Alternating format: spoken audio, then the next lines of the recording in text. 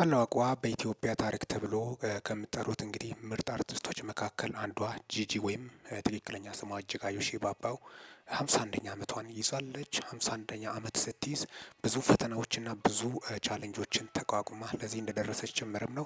በኢትዮጵያ ሙዚቃ ኢንዱስትሪ በሴቶች ድምፃውያን መካከል በጣም ተወዳጅና እንደ እንቁ ድምፃውያን መካከል የምትወደድ የዘማሪት ሶፊያ ሽባባው ኢት ነች።